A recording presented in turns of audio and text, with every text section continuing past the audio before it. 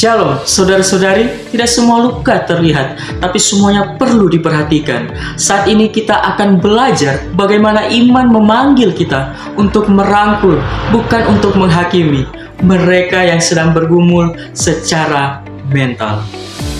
Sebagai orang percaya, kita sebenarnya punya dasar yang sangat kuat. Firman Tuhan mengingatkan kita bahwa setiap kita diciptakan segambar dan serupa dengan Allah. Itu berarti nilai kita tidak pernah hilang, bahkan ketika kita sedang lelah, kita sedang cemas, atau merasa terpuruk secara batin. Namun kenyataannya, stigma masih sering kita jumpai. Kadang tanpa sadar, kita mendengar atau bahkan mengucapkan kalimat seperti kurang iman, atau itu cuma perasaan saja. Mungkin maksudnya baik, tapi kata-kata seperti itu bisa melukai. Karena itu, penting bagi kita untuk menegaskan satu hal. Sakit mental itu nyata, sama nyatanya dengan sakit fisik.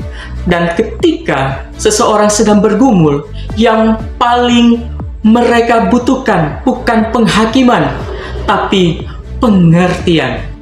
Kalau kita melihat teladan Yesus, kita belajar tentang belas kasih. Yesus tidak menjauh dari orang yang sakit. Ia mendekat, ia hadir, dan ia peduli. Itulah hati Kristus yang seharusnya kita tiru.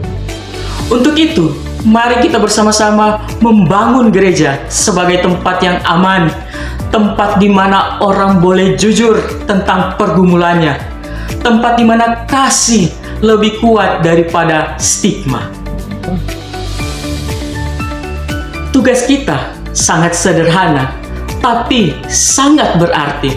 Kita hadir, kita mendengar, dan kita mendukung, mendorong untuk mencari pertolongan, dan bila kita dibutuhkan, sambil kita terus menopang di dalam doa. Jadi, saudara-saudari yang terkasih, iman kita terlihat lewat tindakan kasih. Saat ini, mari kita mulai dari hal kecil, tapi itu menjadi hal yang sangat penting, yaitu bertanya dengan tulus tanpa menghakimi. Apakah kamu baik-baik saja? Kiranya Tuhan menolong kita menjadi saluran kasih-Nya. Akhir video ini saya akan menutup dengan sebuah pantun. Pergi ke gereja di hari Minggu, hati tenang mendengar firman-Nya.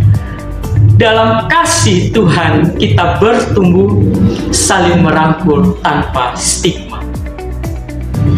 Terima kasih, Tuhan memberkati kita semua. Shalom.